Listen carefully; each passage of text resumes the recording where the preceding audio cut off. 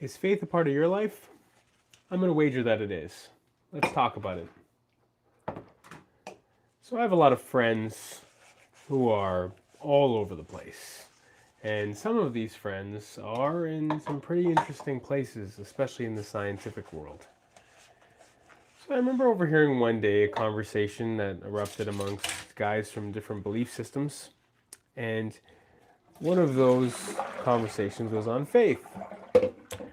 And there was one guy in particular who was scoffing and saying, oh, you guys and your faith, it's pretty worthless stuff. I believe in fact.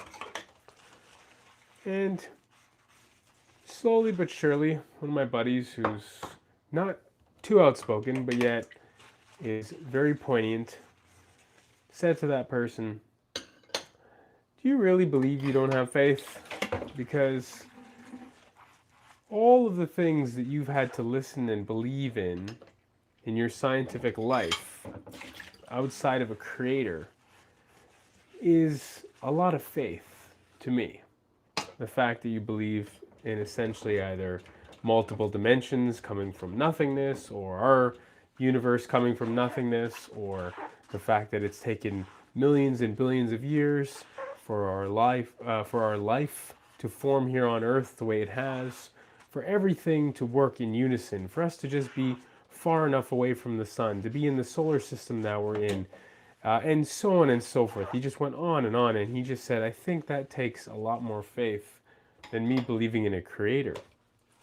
Anyway, I say that not to spark debate. I say that as a story that, really was a great reminder as I was thinking about faith today and how I'm experiencing that in my life. And I'm just going to go through a few different of the different levels and stages of faith that I've been through, or that I've seen in my life, and hopefully come to a bit of a conclusion at the end.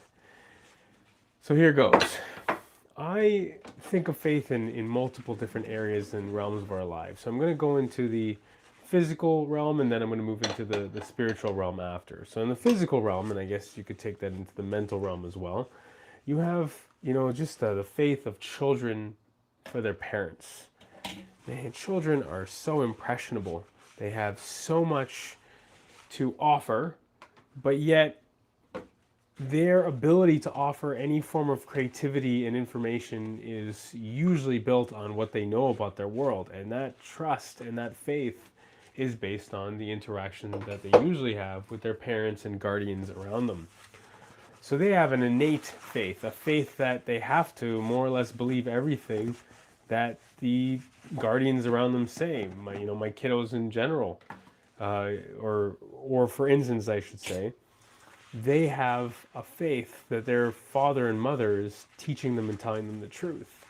And I question everything that I pretty much say about biblical truths to them whenever I'm talking, because I really don't want to give them the wrong impression. I want to also give them an opportunity to think clearly for themselves. There are no grandchildren in heaven.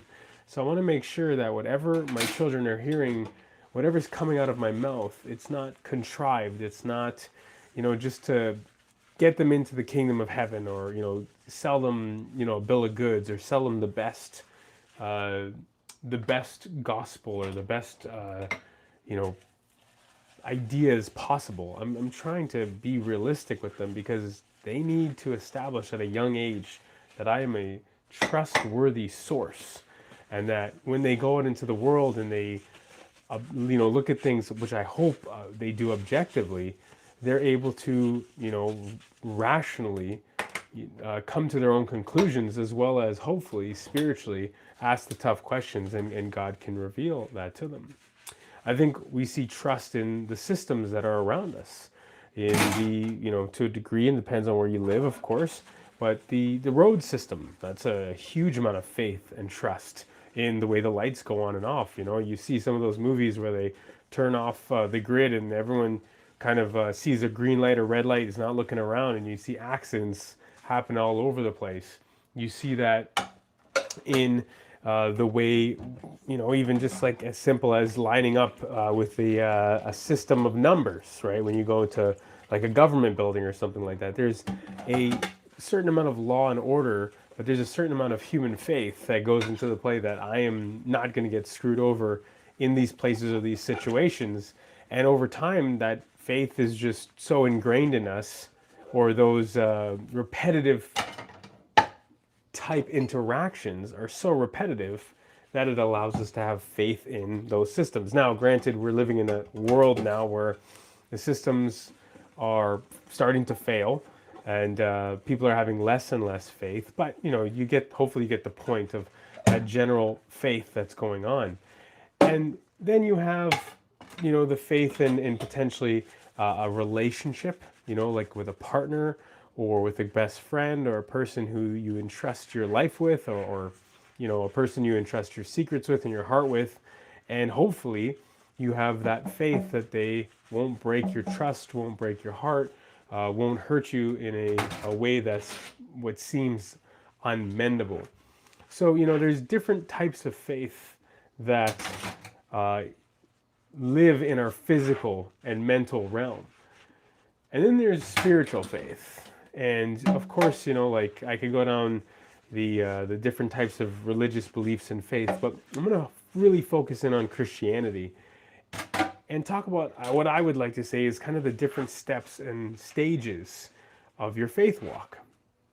I think when you're younger, just like how I shared with my kids, God gives us a childlike faith. God allows for us to have a childlike faith, a faith of wonder. And I find this with a lot of new Christians, that God gives us a lot of bandwidth to believe in who He is. He doesn't just come out of nowhere and say, I'm God, and just kind of follow me blindly.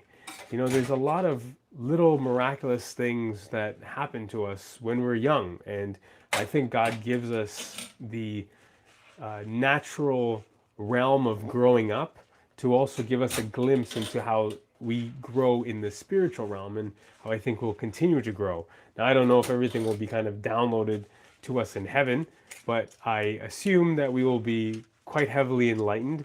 And if there is room to grow, well, we've got that eternal time frame to do it. So that'll be wonderful. But in the carnal, in the time now, with what I have to deal with, and what's right in front of me right now, I'd say that most of us, whether we're born into Christian homes and we come to know Christ at a young age, or we come to Christ, maybe in our teens or our 20s, or maybe we come to Christ much older because we don't have family who are Christians, God has this amazing way of allowing us to have these faith encounters that build our faith, or these situational encounters that build our faith. And I can remember time and time again when I was little asking God for the smallest of things to work out, and they just did. And as I listen to now hundreds of testimonies over the years, I hear God just speaking and moving in such wonderful ways to help people's faith come alive. There's certain, I'm sure, stories and testimonies where God, had put people through the ringer maybe to get them where they needed to be, and maybe it was a place of sacrifice, or a place of true brokenness that got them there. But I'd say most of the time, it's the concept of believing, right? The book of John has the word believe in it more than the rest of the entire New Testament, if I remember correctly. And so in that thought process, when we believe, that is a place of faith that we're putting into. To have faith is to take your belief system and put it into something. It's not an equal sign, but it is like essentially this cup, right? This is an empty cup, and we all need to be filled with something. And as I fill it with water, inevitably, it's going to fill up with whatever I fill it up with. We're going to get filled up, and that water is essentially faith. And so as we are younger in our faith, we are going to grow, and it's going to be very, very difficult if the cup is like this. If the cup is like this, we are just not going to get much going for us. So I think God starts us off in a lot of ways with the cup being straight up with the water pouring. And then I think as life continues, the trickle for our faith side of things becomes less and less in the miraculous, and more in the day-to-day. It's a slow build over time. But that doesn't mean that God won't come with some miraculous things from time to time or situations that will help build our faith and allow for our faith to increase. Like it says, and I can't remember where it says in the New Testament, but if we don't have faith, we are even allowed to ask the Holy Spirit to give us that faith to be able to help us in our situation and to move forward in the problems that we're facing. So I think the first types of faith that we're going to encounter are very miraculous. They are very situational. There are doors that open. There are what I'd like to call challenging God. You know, especially for a person who doesn't come from a Christian home, I've heard many people over the years in their testimonies challenge God, outright say, God, you know, I'm really struggling in this area. I don't know who you are. Reveal yourself to me. And they share that, you know, that out with the universe or whatever people are going to think it is. And God comes in a mighty way, and that helps them to build their faith.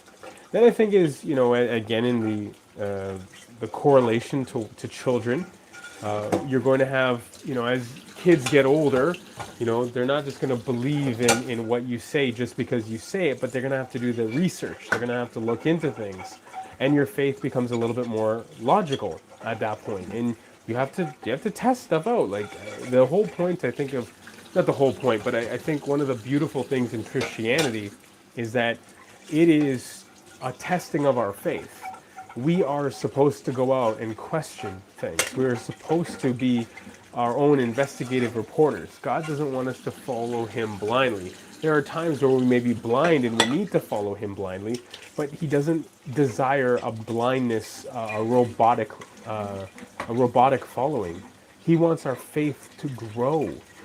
He wants us to have experiences that are going to cause us to question and to really to test if what we believe is true, and that allows for a greater sense of faith, a greater depth of faith. I can think of the trials and tribulations that my wife and I have gone through, and it really put a test on how faithful we were, not in infidelity, but just the faithfulness to the bonds that we made in sickness and in health, in lifting each other up towards Christ in those tough situations. And every time that we were able to get past a certain problem or situation, it made us stronger. Our faith grew in one another. And that's why, you know, when you hear of infidelity or problems that arise, it's really heartbreaking, especially if people have been really close for a long time and sadly they drift away or a problem happens, because that faith is broken, that faith in who they are. Now, we should never, ever put our faith in someone. We should, you know, our trust in someone. We should put only our trust in God. We can trust someone, we can have faith in someone, but to put our faith or put our trust in someone outside of God is always going to lead us to failure, because we as humans are going to fail. That's just a part of our MO, and I hope I don't fail my wife in a terrible way ever. I hope she doesn't fail me in a terrible way ever, where our faith, our trust is put in jeopardy. But, you know, we both know that we're both humans and anything can happen, and we just continually put our trust in God that we continue to do the best we can in our marriage. So, you know, when you're younger in your faith, you have to ask those types of questions. You have to take it before God and say, you know, God, this is what's been going on in my heart, or this is what I feel about your word, or, you know, these are the questions that I have, show me. And that's what I think we do that in our prayer time. And then through the word, through good counsel, through connecting with people, through, again, life circumstances, God will reveal himself in time. May not be the answer we want. You know, usually the answers from God is very few times it's yes, because our desires are usually not the desires that God has. You know, a lot of the times then it's no, or it's to wait. There's no maybes in there. It's going to be a yes, no, or to wait. And I found that as I've gotten older in my faith, I ask more questions about the way the universe works, but I don't question the universe maker or the things that are going on in the universe as my faith grows in time, but I question why things happen, and I allow for a deeper sense of, I guess you could say, apologetics, or a deeper sense of just my sanctification process to be at work for me to become closer and closer to God. As you get older in the different times in your life with your faith, there are times of you becoming stagnant, and I am definitely very familiar with that feeling, where my faith life has been stagnant at times, to the point where sometimes I don't even ask God for things. I'm just so into the moment and just grinding it out. And I have been really challenged in this most recent season in my life to step out in faith. And I can tell you without a shadow of a doubt that when you are open to that calling and standing on in faith, God will answer in the most surprising of ways. Sometimes it will be to pad you up for the long run. Sometimes God has seen how faithful you are, and God is going to bless you in a season because of your faithfulness. And that inevitably builds your faith as well. Sometimes it is in the quietness, and that's why I suggest everyone have a faith log to write down how God has worked things out in your life over the years. I just had a conversation with a friend of mine, and this was about a month and a half ago, and I was telling him that I have a faith log, and he was like, "Oh man," he's like, I didn't know that." And I told him why, and even in the hardships, I enjoy writing stuff down. And he's like, "Really?" He's like, I would actually not want to write in my faith log, or I wouldn't want to write in a journal because of that. I wouldn't want to relive it. And I said to him, well, at the end of the day, I think I really enjoy doing that because I want to see how God is going to work. And that essentially is your faith life growing. Now, I didn't say it arrogantly or anything like that. If anything, I told him that, here I am saying that, and then maybe tomorrow something horrible happens, and, or something just awful happens, and I regret saying that. But because of who God is and who He has made me to be, and the journey that I've had with the Lord, unless it's obviously like losing a child or something horrific happening, it gives me the opportunity to see how God is going to work. And I find that to be super peaceful. And then only 3 weeks later, in many people's eyes, in the world's eyes, I had a situation that would have rocked many people's worlds. But that faith aspect and that spending time with God and that growth over the past year or two of listening to God and having my faith being grown, my faith was not only tested, but then my faith was reinforced. I was given this horrible situation, and then I was blessed beyond measure. And now, as I'm stepping into this new season, I'm literally watching, in my opinion, I'm watching God basically give me a long runway for success. And I'm just so thankful. That's one of the reasons why I'm making this video right now, is because of how faithful God has been in this. Because faith is interesting. It's not just a one-way event. It's not a one-way thing. Faith is a two-way interaction. When you put your faith in God, you can see then how God is faithful to you. And that's so unbelievably cool that you have the actual cause and effect being lived out. And it's going to be difficult for each of us to share that faith, especially with a non-believer. That's why I think it's necessary to learn the Bible, learn your own theology, as well as, equally important, if not sometimes more important, to share your life stories, your feelings, and your testimony.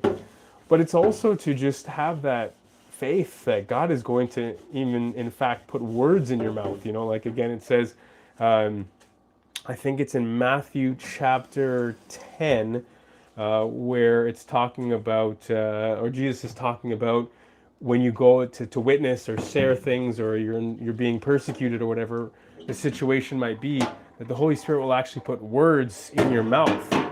and be able to help you as you share about what God is and why God has put you in a certain situation or place. And I just find that so just wonderful, therapeutic, and loving that God has actually put us in these situations. And like I said earlier, we have faith, and then God shows how faithful He is. And that has just been such a blessing in this season of mine, where, like I said before, my faith hasn't been great the past 4 or 5 years. And then the last year or so, God has really been asking me to step out in faith. And every time I am stepping out in that faith, God has provided in the most amazing, amazing ways. And so, I challenge you to look into your own faith life, whether you're a person who has no belief in God or faith right now. And again, like I said earlier, I believe you have probably even more faith to believe in us coming from nothing or multiple dimensions or whatever it might be than us believing in a creator. But if that's the case, I would suggest exploring and just asking questions, because there's nothing wrong with a good old mental exercise of just figuring stuff out and working out this life. Because whether I'm wrong or I'm right, you should definitely question everything around you, and so should I. Because if this is our one life and we mess it up, that sucks, right? So we always want to, ask every question that's possible, and go through the stages. Trust God. Trust God in those different areas. If you are a Christian, ask God for God to build your faith, because it is a tough thing to do. Because obviously, like they say, if you want patience, God is not going to give you, a nice elixir with patience. God is going to give you situations to do well in those situations, right? To actually have the patience to endure. So when you ask for faith, there's going to be situations in your life that they're not going to work the way that you'd want them to work. Or you're going to be put in situations where you may have to move or change your life or your job situation or confront a problem or situation. But I promise you, every time you do that and you allow God to show His faithfulness, you will not, I promise you, you will not ever be underwhelmed by that. You will be overwhelmed with God's faithfulness. And it's just, I can't say it enough. Today was just one of those days where I'm absolutely blown away by God's faithfulness and how things are wrapping up in this season of mine, and entering into this deep season of rest for me, because I have just been running around with my head cut off for years. I would even say decades. And every time God gives you an opportunity to have a rest, I really suggest y'all take it. Even when it looks bleak, there is a reason why God allows for rest in the different seasons of our lives, because usually it means something is coming down the road. It could be fantastic, but it probably will be taxing, or it could be, not so fantastic and still be very taxing. But anyway, as I land the plane here today, I just really wanted to share that God's faithfulness and the different stages in your faith journey. And there's going to be times as well in the last stage there where you're just going to have droughts, and you're going to feel like you're failing in your faith. And just know that even in those moments, if you're willing to give your indecisions, your questions, your disbeliefs over to God, God is faithful to carry you through and will share the answers with you in time. Just be very, very patient with yourself. I think if I'm going through the recesses of my brain, there's nothing really else to share on this matter.